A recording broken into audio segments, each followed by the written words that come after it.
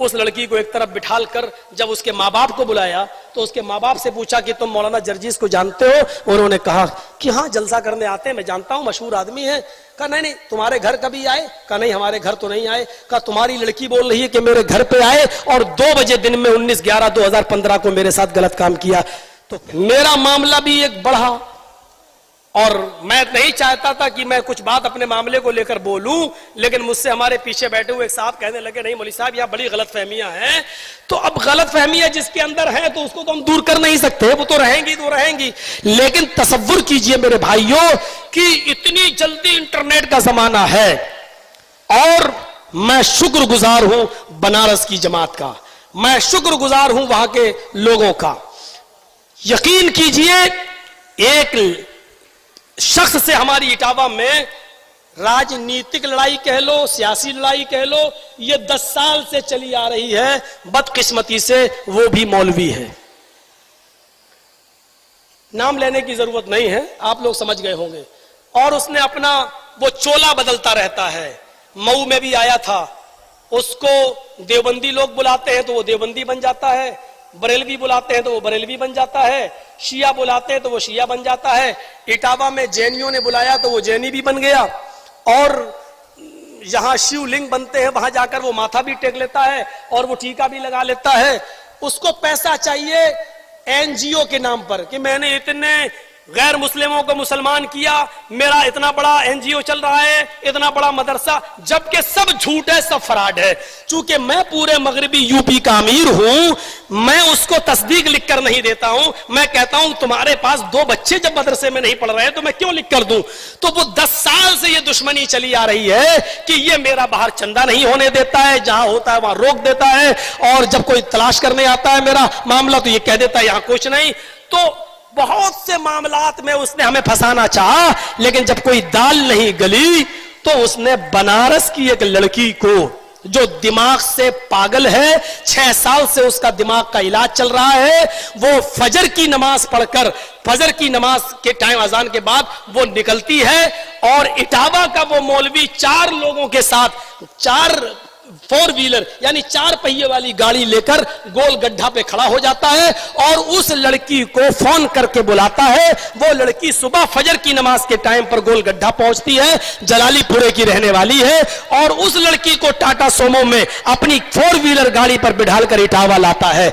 और 4 दिन उन 4 लोगों ने उसको अपने पास रखा, करहल, मैनपुरी और इटावा, उसको बहुत सी जगह घुमाया और उसको पढ़ाया, लिखाया, समझाया, उसके दिमाग में बात भर दी और वो उसको यहां भेज दिया ट्रेन पे बिठाकर। और इटावा की पुलिस उसको लेकर आई। इटावा की पुलिस की दिमाग से पागल है, इसको इसके घर तक पहुंचे तो उसको थाने में लेके आई। जब जैतपुरा थाने में लेके आई तो वो 4 दिन में बहुत कुछ सीख चुकी थी और 4 दिन में सीखने के बाद उसने जैतपुरा थाने में हमारे खिलाफ FIR दर्ज की कि मौलाना जर्जीस मेरे घर आए 19/11/2015 को और उन्होंने मेरा जबरदस्ती मुंह पकड़ा दिन में 2 बजे और मेरे साथ गलत काम किया।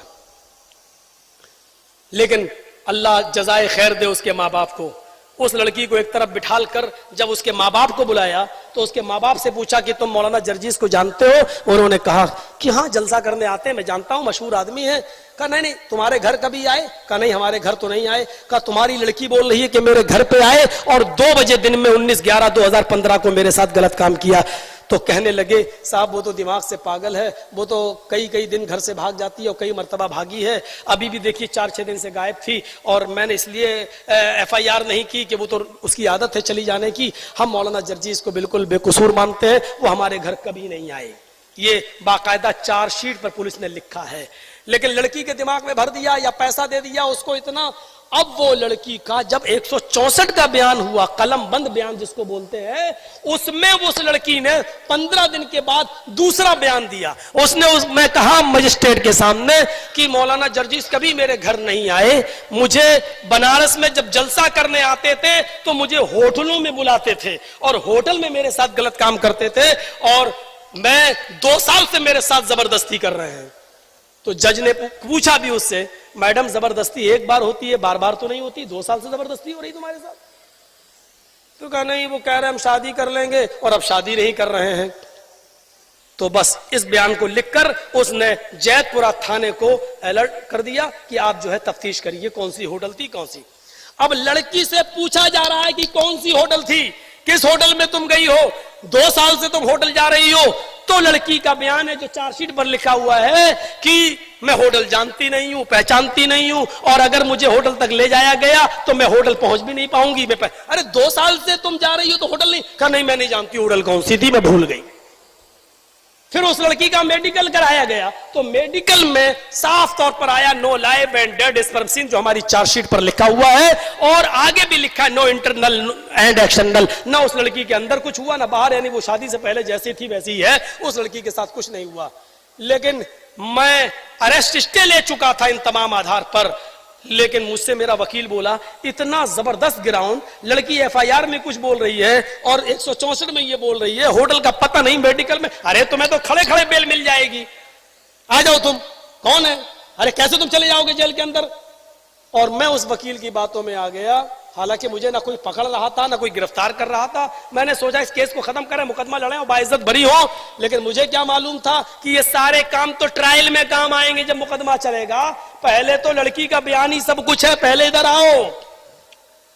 और जैसे ही मैंने सरेंडर किया अपने आप को, वो मेरे खिलाफ इतने वकील खड़े हो गए, और पूरा विश्व हिंदू परिषद, बजरंग दल, ये सब, आसाराम अंदर जा सकता है तो मौलवी क्यों नहीं जा सकता, ये वो हंगामा ना, दुनिया भर की बातें शुरू हुई।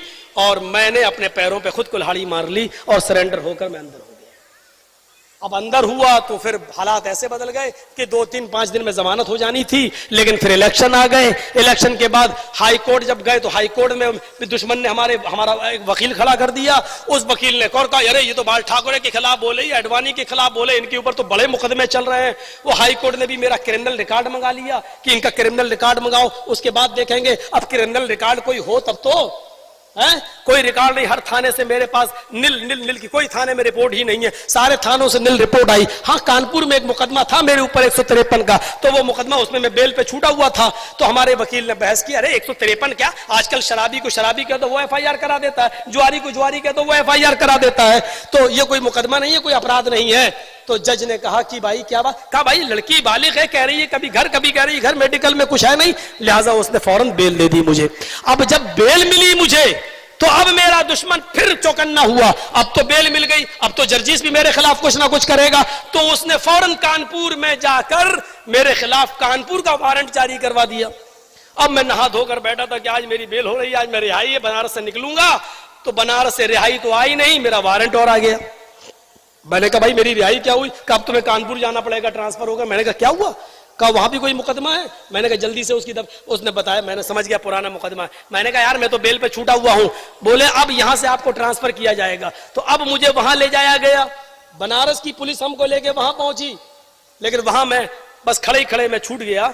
उसने कहा कि आप तारीख पे क्यों नहीं आए। मैंने कहा मैडम मैं जेल में था, मैं कैसे आता, 4 महीने। तो आपके वकील को आप एप्लीकेशन लगाना चाहिए। मेरा वकील बोला मुझे भी नहीं मालूम था ये जेल में थे। मेरा वकील बोला मुझे भी क्या मालूम, आपने बताया कि मैं जेल में हूं। तो कहा कि चलिए कोई बात नहीं, आपकी बेल तो होगी, आप बेल पे छूटे हुए थे, ठीक है, लेकिन चूंकि जेल से छूट रहा हूं इसलिए जेल में जाना ही पड़ेगा 2 घंटे के लिए। फिर मैं कानपुर की जेल में गया। मेरे भाइयों, इस पूरी लड़ाई में ना लड़की के माँ बाप नहीं, सिर्फ उसी मौलवी का हाथ है जो बहरूपिया है, और वो आप लोगों तक भी चंदा वंदा करने आएगा। मैं पहले बता रहा हूं कि होशियार रहिएगा, मुझे भी अब आगे लड़ाई लड़ना है, कोई कंप्रोमाइज नहीं, कोई समझौता नहीं, मुकदमा लड़ूंगा। और इंशाअल्लाह मैं पहले भी कहा था और आज भी कह रहा हूं कि मैं इस मामले में, मैं शिया सुन्नी मामले में, अहले हदीस बरेलवी सुन्नी मामले में जेल में बहुत बार गया हूं और कभी डरा नहीं हूं, होता रहता है। लेकिन 376 केस में जाना बहुत बुरा होता है। और मैं अपनी जमात को भरोसा दिलाता हूं, अपनी जमात को खास तौर पर, इंशाअल्लाह मैं आपके सर को शर्म से झुकने नहीं दूंगा। कभी इस तरीके का मामला मेरे साथ इंशाअल्लाह नहीं देखोगे।